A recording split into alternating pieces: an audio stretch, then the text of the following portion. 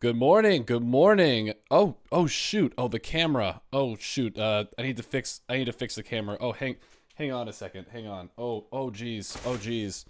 Oh geez. Oh, there we go. There it is. There it is. Good morning.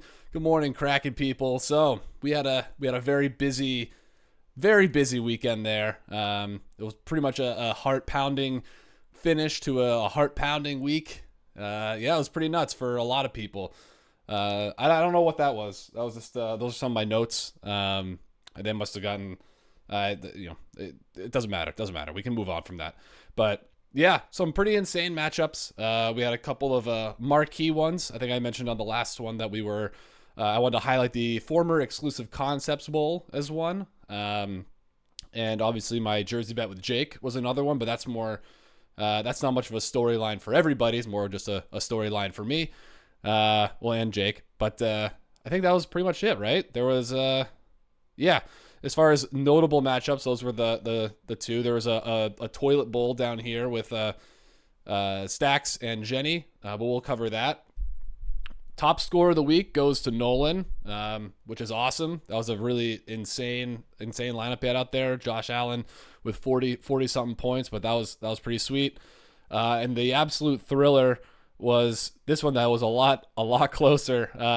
I can't believe Morganelli is 1-3. Well, I have some things to talk about when it comes to standings when I get to power rankings and things like that too. It's just a lot to cover here, but that was crazy. I was actually talking with crew a little bit earlier in the game, and I said, all Seattle needs to do is get a pick six, and they would beat Morganelli. But I guess look at the score now. I don't even know if they needed the pick six, right? If you take out the pick, so the pick would be two. The pick is three. I think we moved picks to three this year, and then this the six is six, so that's nine. But you won by 12 or 11 and a half, I guess. Something like that. So even the pick six, you take that out. Yeah, I don't think that even really ended up mattering. But I mean, 11 sacks, that's pretty insane. Giants are in complete disrepair. I mean, that's pretty much Robert's team right now. So that's brutal. But that was definitely, I think, the most exciting, end of the week there between those two. I do feel bad for Morganelli. I'm not trying to rub the salt in the wound there. But I mean, that's a terrible way to go. I've lost on Monday night defenses before. I know how that feels, and it's the worst, especially when you feel like you should have won, and you've been dealing with a lot of high scoring teams every single week. I mean, I know week one, I think you were right up there. Where was it? Can't find it. Yeah, you faced Chris, who was the number one scorer. In week two, you faced.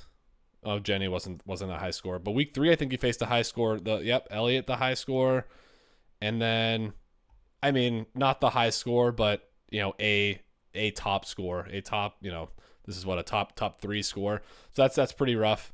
I'm assuming you're probably Morganelli the highest points against at 612. Yeah, and then Freaky right below you there. So. Yeah, anyway, that's just some quick takeaways there. I think we can just go straight into the power rankings at this point, and then I can just do some team recaps in there. So the first thing we like to do, I know we like to start off with the basement. The basement has not changed. So we're going to do Stacks. You're staying in the basement. There we go. And then we got to change this tool. We got to make this gray. That's the big thing, is making sure we got this nice and gray, so everyone knows that it's the gray basement. All right, we don't want shapes, we want brushes, and we want the color to go back to. Well, I wanted to do colors for each sort of tier, because I know I was talking about tiers last time. So maybe I start with I don't know. I don't even remember what I had for colors before. So just bear with me, and I'm just gonna start with the red being the bottom. So. Really, after this, it's interesting, right? So you have a few ways of looking at things. You can look at points for, obviously, as a popular one. Points against, just to go against people's points for and seeing how that matches up. But I like looking at points for first, just at a very quick glance, and obviously what they've done recently. So this is really interesting. So 120, I mean, it's not like a top score or anything, but considering what Jenny's team has been putting up, that's not too bad. Andrews came alive, and Herbert had a great game. But I mean, 2 rushing TDs makes this a little bit inflated. And now he's injured a bit. Godwin showed up for a game. Kamara had 13 receptions. I think it was on 14 targets, which is pretty nuts. Honestly, I'm not a believer in this team. I think it's just I mean, the team's maybe next year, right? So it's not like I don't think I'm offending anyone too much by saying that I just don't have much belief in this team. Drake London's this is gonna be his ceiling basically with Ritter at quarterback. So this is pretty much the best this team is gonna get any given week, right? So there are some other teams that didn't do well either. So obviously my team is one, Jake's team is one, and Jay's team is one. For just poor performance. But T Higgins had he had an injury pretty early. He says he might come back, but I don't know about that. Team ravaged by injuries. That's really unfortunate for Jay. But so I saw a graphic. Was it something like that? They're talking about Josh Jacobs' season last year and how it started with 4 straight weeks of just really bad output, and then he picked it up. He did basically his entire season in minus 4 games. It was pretty nuts, the tear he went on. So it could be that again. We don't know. That would be pretty crazy if it did. But we're not seeing Kelsey put up the absolute dominant numbers he had in the past. So you have a couple. I mean, it's great, right? The tight end position, but you have basically 11, a little over 10, and 18, which is again great, but not Kelsey great. And not what you really want when he spent as much as Jay had to get Kelsey from Elliott in the preseason there. So I don't hate this team that much. I mean, I do, but I don't hate it, I think, as much as what I see at Jenny's team at the moment. But I think, yeah, and I can't, my Jake's team, I would never consider him near the bottom. I wouldn't say never, but right now I'm not considering him at the bottom. And I don't think my team's at the bottom either. I think we both just had really bad weeks and he had injuries, but we'll get to that. The point is, I do think even with Jenny putting up 120, I'm going to put next. I'm just going to say next year. There we go. And then so we have Stacks, we have Jenny. I just covered Jay's team a little bit. Don't need to go into that a little bit more. I think of all the teams here, I would still put Jay's in the same tier as Jenny, but is it? I do think his team is clearly better. So maybe not the same tier. But he's kind of in his own tier. I almost have Jay like in his own tier. Not as bad as Jenny, but not as good as the tier above. But maybe what I think the move is to put him just the bottom of the next tier. So we'll say Mac D, and then we'll take it from there. So in the tier after that, it's tough because there are a lot of teams that were in that middle tier, right, at the beginning of last or coming into this week or into the last week, I guess. But they showed up. Those teams that were sort of, what are they? Are they good? Are they bad? But contenders, pretenders, all that stuff. I think, we had Captain Krusty's Kraken Crunch in there. We had James White Babies in there. I don't remember if Freaky's team was in there. We had, here's one. It was McGovern's team was in the bottom tier, and his team looks a lot better now. Obviously, that's a good output and unfortunate loss, but let's take a look at McGovern's team. I'm super impressed. I tried so hard to get goddamn A-Chain. I think I say this on every single one of these power rankings, so I don't need to go into that anymore. But yeah, A-Chain's here, ungodly efficient with his touches. This isn't something you're going to get every week. And then Jeff Wilson comes back, which will make it even murkier. But these projections, are kind of close to what I would expect, for output from him, on average, right? I think you'll have some weeks where he puts up 4, but you'll have other weeks where he puts up 20. and then maybe some that are here in the middle. So that one's kind of tough. We do have Cup coming back, which we really don't know what's going to happen in the Rams. I think the Rams are perfectly capable of running a three wide receiver set with Cup, Atwell, and Nakua. I think Jefferson's the odd man out there. So I think these projections are a little disrespectful to Atwell.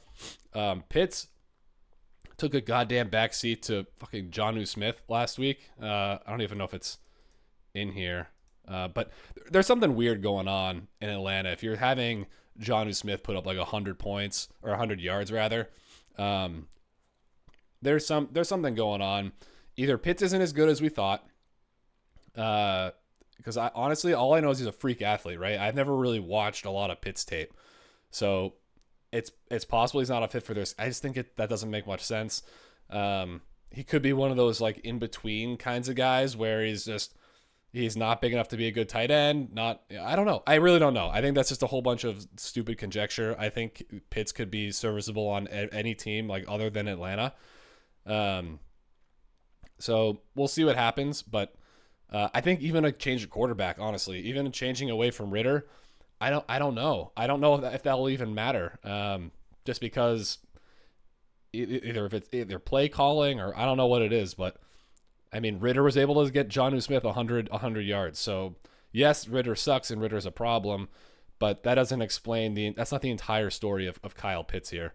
But anyway, so Nico Collins, I think there was definitely a lot of hype around Tank Dell becoming wide receiver 1 in that offense. Tank Dell's not a first read kind of guy. He's got like a Brandon Cooks. And Brandon Cooks is not built to be a number 1 receiver. Actually, in Houston, he was there and they tried to make him the number 1, and that didn't really work out so well. That was last year.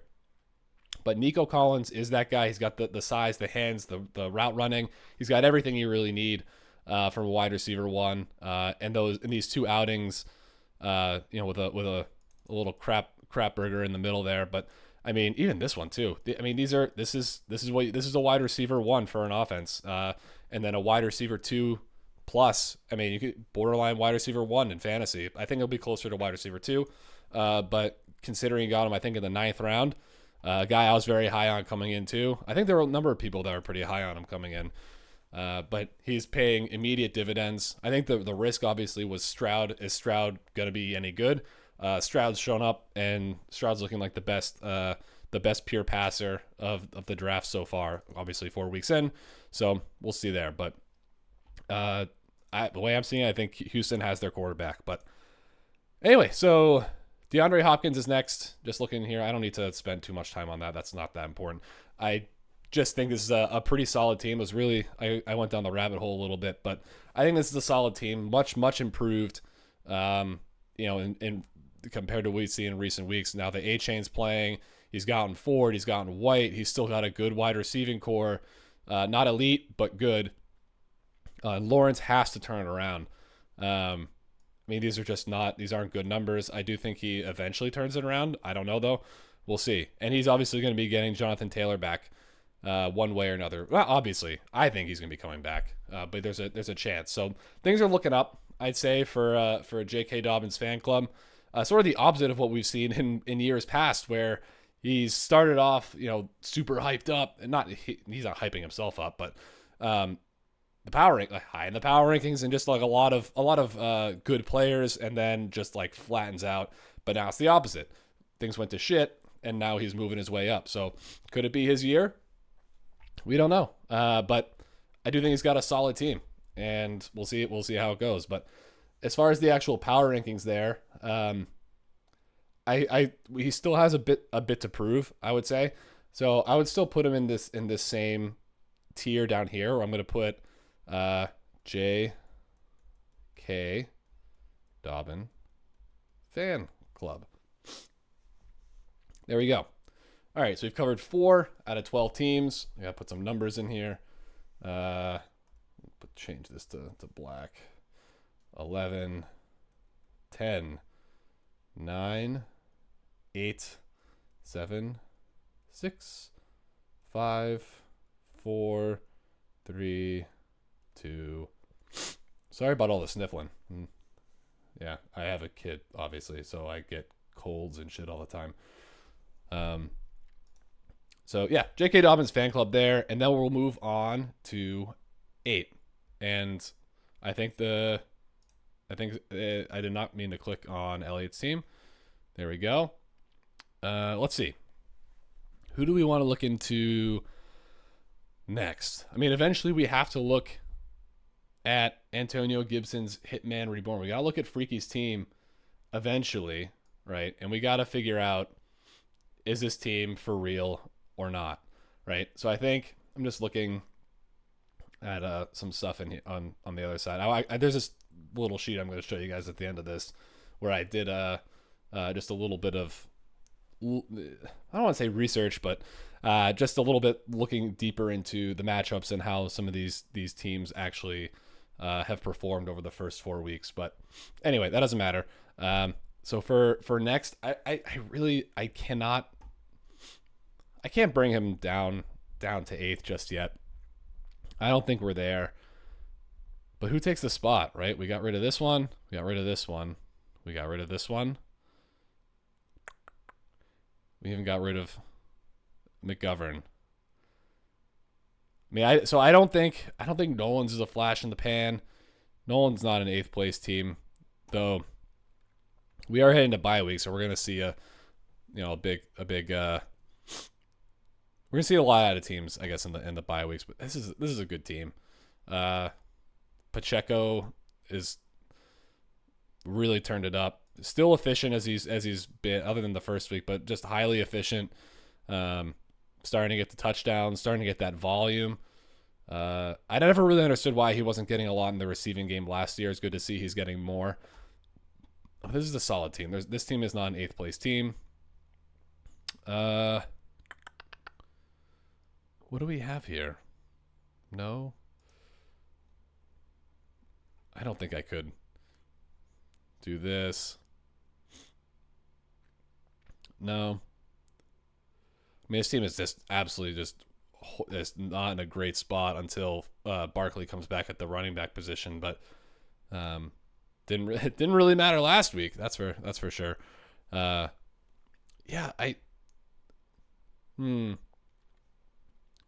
This is a really, really tough one.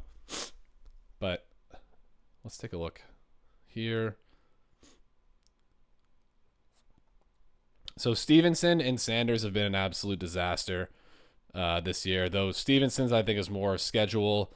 Just some really tough defenses they've gone against, and they have another one in New Orleans coming up.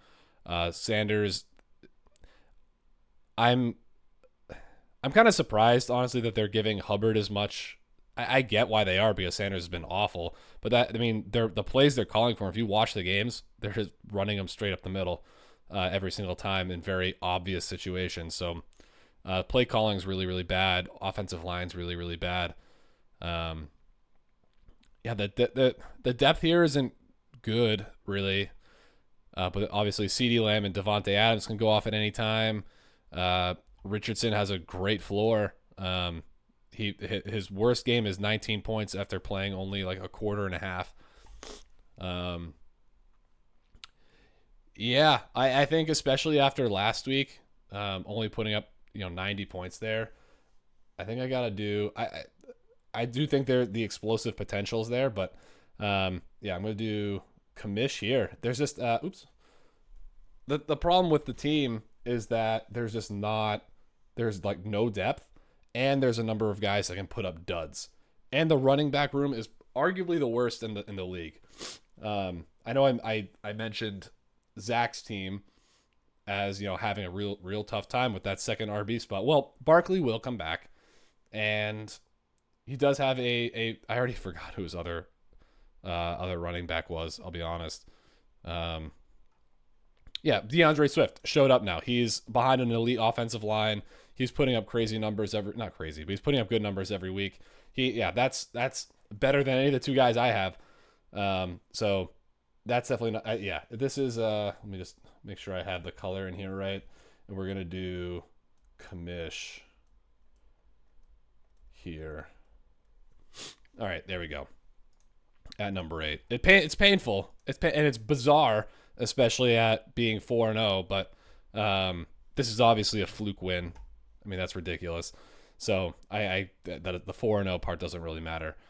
But anyway, we can move on from that. So number 7, I think this will start getting a little bit easier now. I had to just figure out really who was there at the bottom. Let's take a look at Jake's team. Fields had his best day as a passer ever, but his rushing. So you're not gonna be able to face Denver every single week. That's the thing. Denver is arguably a junior varsity defense. Just basically college level, actually. I mean, what I'm trying to say is they're just completely they're completely mismatched every single game. And he still managed to throw a pick against them. I mean, this is great. This is a great outing. I think this is an anomaly. They are not he's not running. They're not scripting him to run. And he's not a great passer. There are a bunch of busted coverages. I mean, red zone, I think Morgan Elliott mentioned it on the Discord. Red zone is completely, it showed so much of the Bears game. I think everyone watching it could see it was just busted coverage over and over again. Some kind of whack throws that ended up being okay. But it was still, I mean, there were still a lot of really good plays that he made. So it was a big step forward for Justin Fields. But I think that's more of an outlier performance than anything else. I mean, all the other guys had outlier performances too. Like Olave did 0.6 and a fat 0 for Addison. But all in all, I think this team struggled. Cam Akers had a good showing in his debut for Minnesota. They insist Madison's the starter, but I think all it takes is a couple bad weeks, and they start splitting carries. But Madison played well, so no reason to worry about that. And obviously, he had some. Eckler hasn't been playing. Eckler will be back. But when you start getting into this part of the tier, I think some of the things that you have to consider are just the other teams that are involved, right? It's not, if Jake is in 7th, that doesn't mean that he's got a bad team. It's just matter, do I like it compared to the other teams, right? And I look at Freaky's team. Quarterback's a big problem right now. Joe Burrow is not even close to being himself. Jared Goff, we'll see what he does with Jamison Williams back, but he has so many weapons at his disposal. And this is like his ceiling performance is 25 points. I mean, he's never really going to rush. He got 21 after he rushed for a touchdown. Goff is fine, right? Goff is one of those guys. He's just another guy. So I think if Freaky wants to compete, oh my God, sorry. Then he's going to need to get a different quarterback. Or he needs Burrow to come back and play like Burrow normally does. But elite. Do you panic on Gibbs? I mean, he doesn't have any keeper value, right? He was drafted in the first round. The only that's tough. I mean, it's tough to play him because he's not doing anything, but you can't really bench him because you spend a first on him. He's not really that tradable because he's basically going to be a 1-year rental no matter where he goes. And if he's not performing, nobody wants to pay for a 1-year rental. So Gibbs it's a tough spot with Gibbs. Javante's hurt, but I think he said he's going to be coming back. I think Kyron Williams has a bruise, right? Bruised hip. Yeah, okay.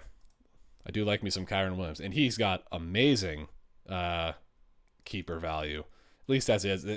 The Rams could either trade for somebody or they could draft someone in the next draft at running back. So right now his keeper positioning is fantastic, right? He's at 16th round keeper, which is great. But again, the Rams could do something there, so I'm a little bit leery. Waller's not doing anything. That's kind of crazy to me that Waller is doing absolutely nothing. But Daniel Jones, I only watched half the game. Daniel Jones didn't look good. He just did not look good, and it only seemed like it got worse, after that. So Khalil Herbert had a good game. It's just it's a dicey running back room. But I think you lead with Kyron Williams and then figure something out. But then the whole flex situation's muddy. Tight end is now, I mean, he's at a positional disadvantage at the moment with Waller. I'm a little nervous about that. I'll be honest, but with Jake's team, he's at I'd say a positional advantage with running back. His weakness is tight end. I mean, this week's going to be really bad because of bye weeks and all that. So he's probably looking at a loss against Nolan this week. But I'd say overall, once Evans doesn't seem like his injury's too bad, and Eckler comes back, assuming all that stuff works out, he's got a pretty solid team. I just don't think there's enough elite pieces to compete with Freakies. So I think I put Jake's team down here. But again, this is still the same tier. Like these teams, I think, are in the same tier right now. And I think there are some teams as we move forward that have jumped out of that tier. And I do think there is there was, I guess, a tier break between, I think anyway, between Freaky and this tier down here last week, but not anymore. So I would put Freaky's team right here, Antonio Gibson's Hitman Reborn, and this is going to be the end of the break, or there's going to be a break there. And then we'll move on to the next tier of teams. So there's going to be 5 left, and we have Zach's team, we have Nolan's team, we have Elliot, Chris, and Morgan Ellie. So in my head, I think I already have almost all these playoffs. So there's the next tier is, I'd say, basically, I think it's the expansion teams are really the next tier, which is obviously very good for them. So I got to pull that back up.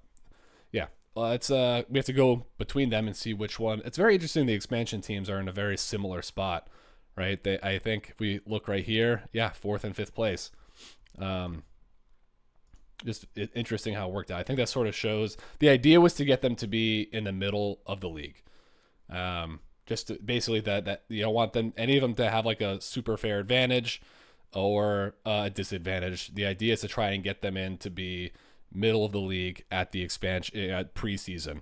And I think so far that's playing out. And based on their decisions they've made so far throughout the draft process, ad drops, et cetera, they've both done well in trades. There's been a trade too. They've been able to move themselves up and improve their teams to be in the playoff hunt, which is pretty cool.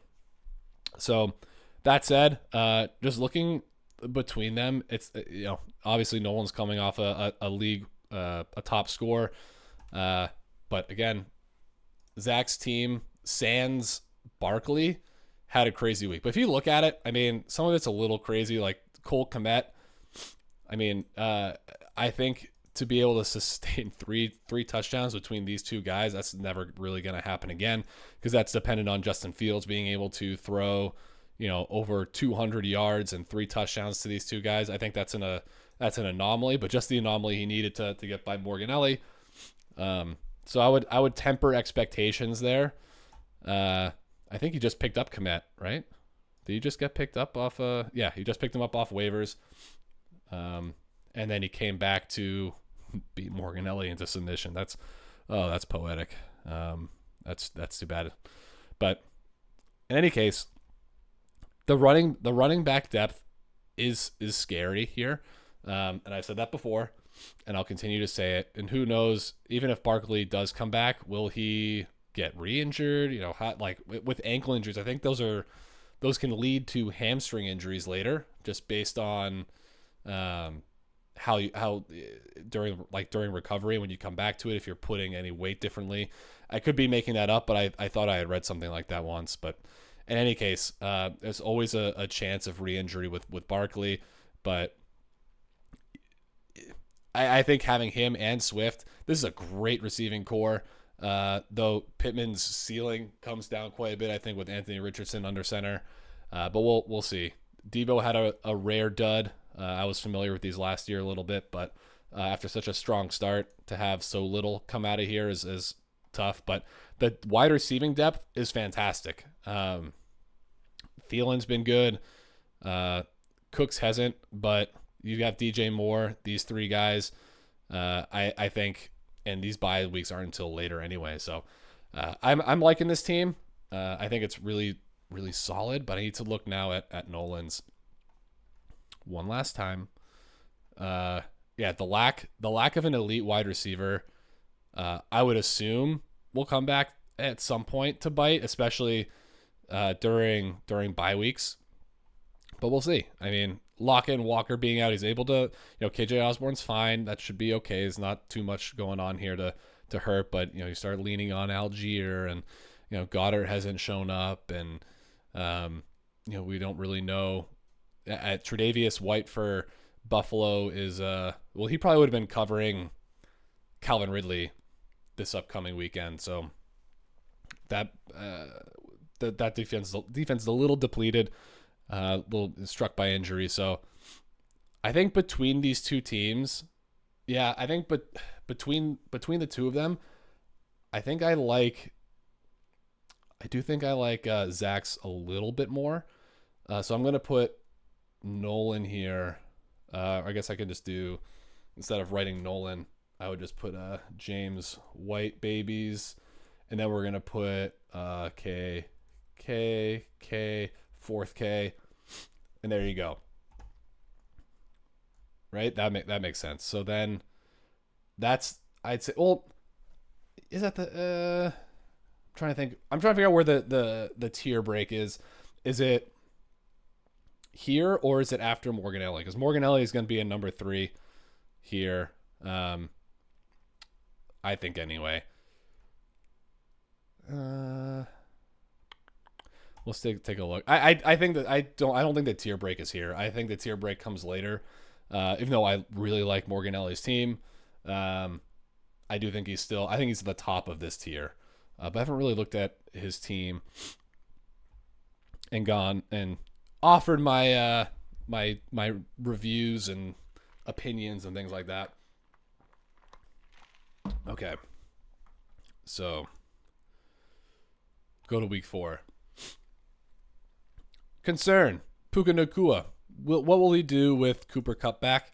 I'm a believer. I'm a Puka Nacua believer. Sorta. I want to be a Puka Nacua believer, but Kupp's gonna get his targets. They are paying him obscene money, but they also want to make sure he stays healthy. It's a big question mark. Stafford is a slinger. I mean, he'll just keep throwing the ball. So I think they throw more than any other team in the league. So I think he'll still get his. I just think it gets muted a ton. I think he becomes second read instead of first read. Not on every play, obviously, but I think the volume of first read plays that he's getting is gonna come down quite a bit. But he's a baller. He's gonna be there. So I think this is still a lethal wide receiving core, and it's one. I think it's up there with. It might be the best in the league. We'll see. It's close. There are a few really good cores out there, but. So you have ETN and Pierce, two guys who had over 20 attempts last week, and both maybe not as involved in the passing game as they had in weeks past, but they can definitely do that. I love Brian Robinson because I think it's just because I had him last year, and Jamison Williams is back, so we'll see what that does. That's super exciting for Morganelli there, but I think Kittle, What do you do? What do you do with a guy like this, who you never know when he'll just pop off, get a couple touchdowns and 100 yards? I don't think I may have owned George Kittle once on a team, but I never really enjoyed it. But yeah, this is a great team, but I think it's still in this. I think it still has some flaws. Specifically a tight end is the big one, and I think depth is definitely a concern, especially I wouldn't say especially at running back. He's got 3 running backs just like Jake does down here, but ETN's gone through this before where he struggles to get chunk gains. Pierce has struggled with efficiency, for a lot of last year and this year, and Brian Robinson's stuck in Washington. So it's guys that you have to play them. I mean, because they are the number ones on their team, but they don't always produce. I mean, they're not bad. No one's bad, but I think there's just a step away from I mean, ETN is elite, but I think Pierce and Robinson aren't elite enough to make it a truly elite running back room. But so I'm just gonna put KKT. I think they're just a tier below. He's just barely below the top two, but the top two are unchanged. So we're gonna have Crew here, and honestly, I think Elliott might be even in his own tier at this point. Jew MC. There we go. So, I think if you look at Chris's team last week, if we're looking, overall, it's a very underwhelming. I wouldn't even say if this is underwhelming. If 138.5 is very underwhelming, that's why he's number 2, because that's not a great week from him, but still fantastic numbers. All these guys in double digits. Keenan Allen he had 20 targets the week before, 5 this week. We'll see that go back and forth.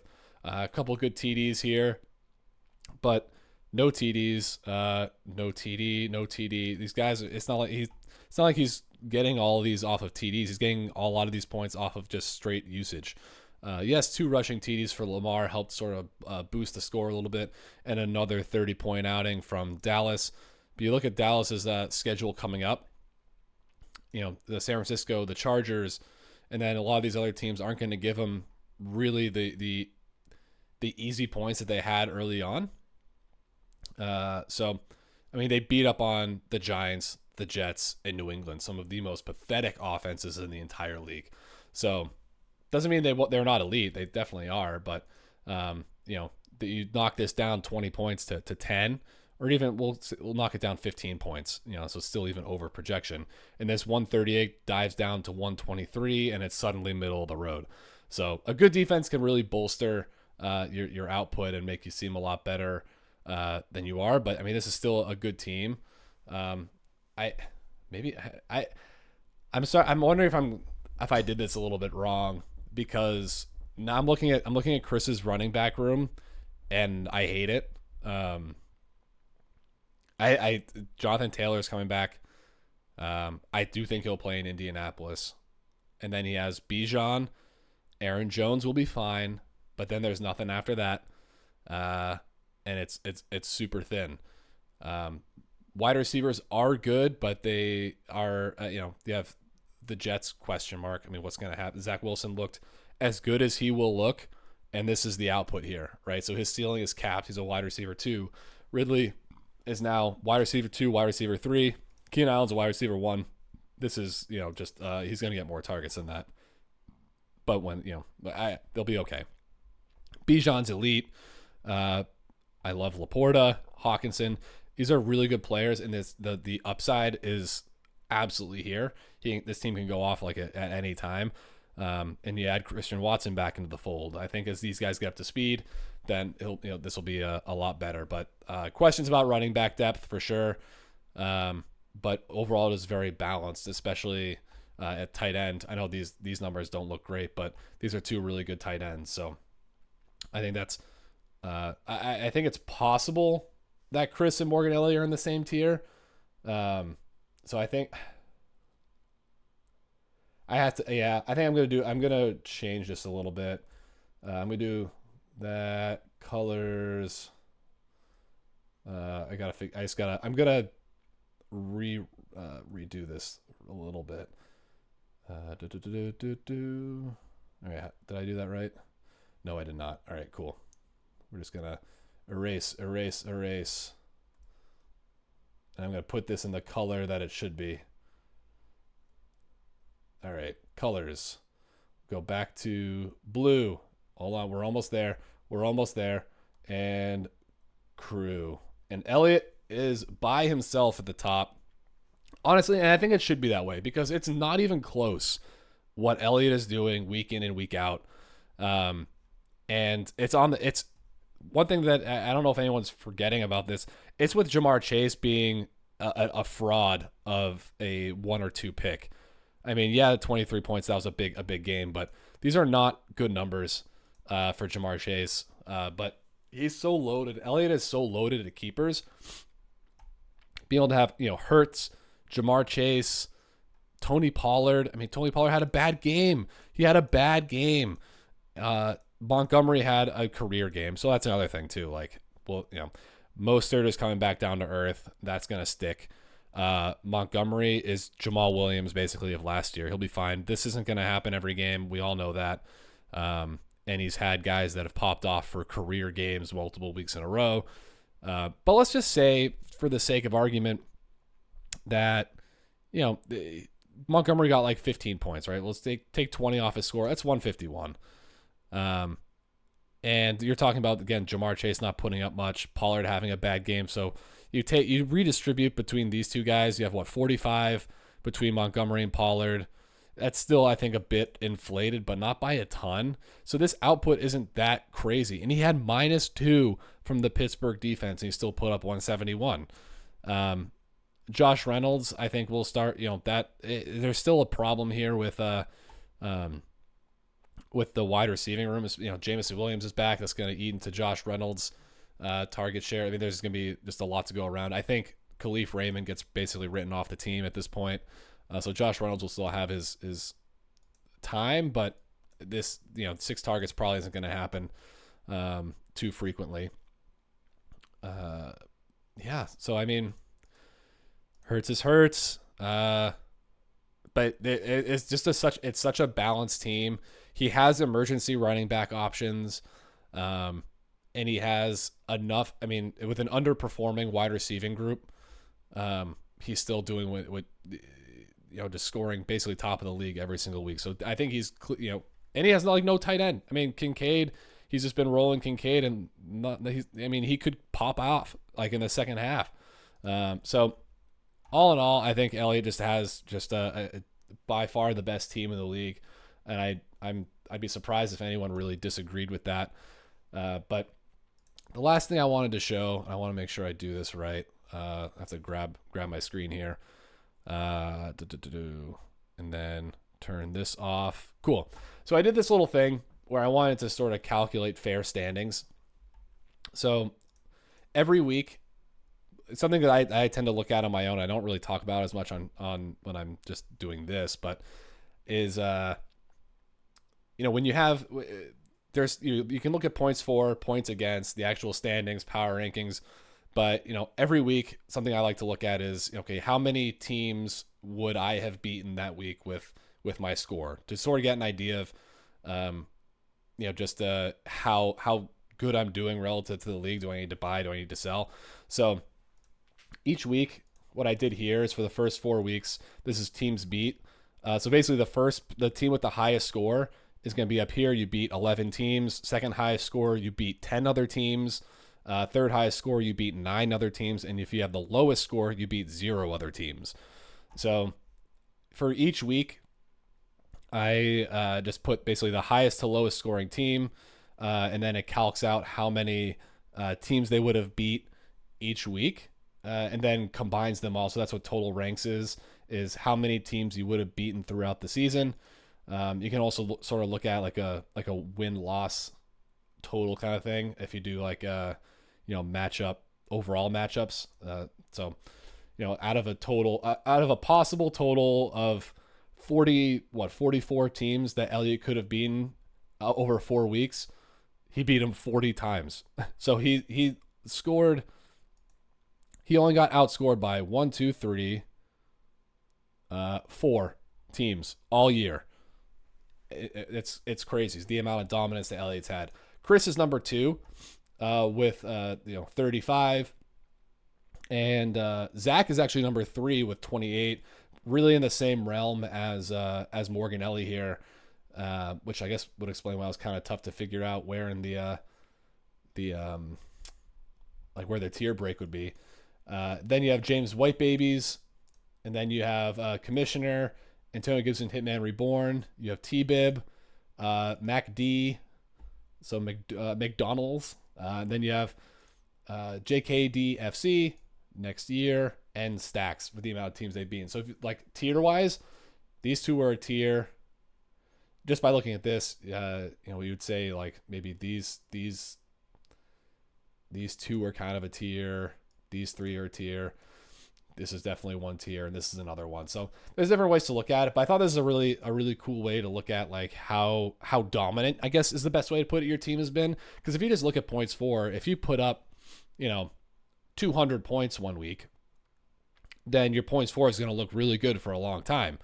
Or, conversely, if you put up like 50 points one week, your points for will look really bad for a long time. Even if you have on average, or I guess it would be like not average, but like median or something. If your median score is high, but your average comes down way low because of that one really, really bad, output, then this is something it just helps balance that a little bit. So this is a good way. I think I just call it a fair standing. I didn't really know what else to call it, but I just thought that was kind of interesting, and I'm gonna keep track of this. But I think at this point, that's pretty much all the power rankings. I think it's been almost an hour now, so I should wrap this up. I think that's about it. So yeah, I'd say I hope you guys enjoyed the power rankings, but I don't. You know what? I do care. I know, fuck you guys, but at the same time, I do hope you enjoy it a little bit. But yeah, you'll see me next week. In the meantime, go fuck yourselves, fuck your teams, give me all the luck. I am Kraken blessed. Nice stutter. See ya.